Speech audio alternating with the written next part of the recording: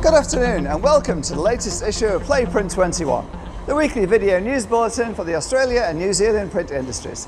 This issue is sponsored by Ball & Doggett, Australia's largest supplier of printable materials and press consumables. This week we're reporting as inflation in Australia hits 5.1%, its largest figure for some time. News led by AAB Holdings, which is about to announce a new CEO following the retirement of long-time incumbent Wen Finkeldy from the group. Group also includes Pegasus Print and SOS Print and Media. The company currently has board director David McIndoe as interim CEO. He says an extensive recruitment process has taken place for the new CEO and announcement is due imminently. Finkeldy's 22-year tenure as CEO can only be regarded as a major success. He was brought in to run AAB when it was created as a Woolworths spin-off, when Woolworths spun off its printing arm, business comprising at that time half printing and half food. That were at a time when there would have been 100 or more A1 presses in New South Wales. Smartphone hadn't been invented. Australia still had a thriving car manufacturing sector. Wayne Finkeldy told me the business today is completely different to 20 years ago. We've moved with the times. AAB acquired other print businesses over that time, notably of course Bruce Mears' Maps company, French's Forest, consolidated them all into the 20,000 square metre Blacktown site. Then it sold off its food business and it bought high-profile digital and offset SOS Print and Media in 2018. Today AAB is in offset digital, large format labels and packaging with a host of technologically advanced kit. The business is selling print around $85 million worth of product a year with around 220 staff across its two sites. Blacktown today has 4 offset presses, including a pair of 10-colour B1s and a massive Roland 806 used for display work. Manufacturing their print manufacturing runs 24 hours a day, 5 days a week. And in addition to printing, AAB has a large warehousing operation, including for clients for whom it does no printing at all. And it also has its FM supplies business, which essentially will provide people with anything from sourced from China, 4 offices there. In other news, the 112-day strike at paper-making giant UPM company, which crippled production at the $10 billion a year business since New Year's Day, and raised the anxiety levels of printers everywhere, is over. UPM and the Paper Workers Union have just agreed on a first ever business-specific collective labour agreement for the 5 UPM businesses, and that will run for the next 4 years. It ends the longest ever strike in Finnish paper-making history.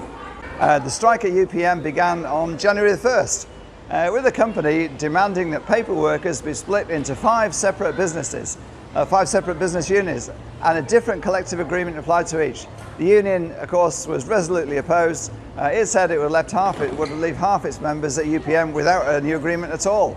Now, almost 4 months later, the union, in fact, is claiming victory in the deal, saying the union said the essential result is that the extensive impairments required by the employer, UPM, such as the increase in working time without compensation, number of hours worked, did not materialise. No paper has been manufactured by any UPM Finland mills since January, and the Paper Workers Union received support, extensive support, from the Electricians Union and Transport Workers Union. They wouldn't shift anything. 200 workers from the 2,100 staff on strike were actually ordered by the courts to keep the plants maintained. Output is expected to ramp up immediately. In other news, label makers technical group manager Graham Lang, a pioneer and innovator in label technology, is to be honoured in Italy next week at the big packaging trade show there with Global Lifetime Achievement Award. It will be presented by the World Packaging Organisation. Graham Lang said, "It's the greatest honour that somebody in my field of activity could hope to receive. To even be considered alongside the doyens of the packaging industry who've received this award in the past is a huge, huge personal thrill." So congratulations, Graham, well done. Still in labels, Melbourne-based label specialist Sticky Labels has optimised its digital operations by upgrading to the latest automated label production system from Screen with the Screen L350 UV SAI inkjet series. Sold and deployed by long-term partner Jet Technologies, the latest SAI is an upgrade from its previous deployed Screen L350 UV V1+. The company is saying the new version features improved colour reproduction and scalability, which it says will benefit the Sticky Labels range of FMCG customers.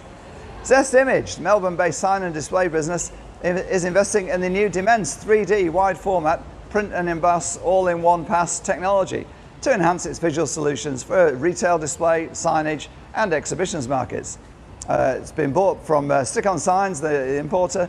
The eco-friendly roll-to-roll Dimense printer says Stick-On Signs offers a complete solution with 7 types of media and inks, and according to Zest, will open up new markets for its interior design applications. That's it for this week's Play Print21, the major stories, thanks to our sponsor Ball & Doggett, Australia's largest supplier of printable materials and press consumables. For full details on all these stories and more, of course, go to the industry's only news platform, print21.com.au. This is Wayne Robinson, editor of Print21, signing off for another week.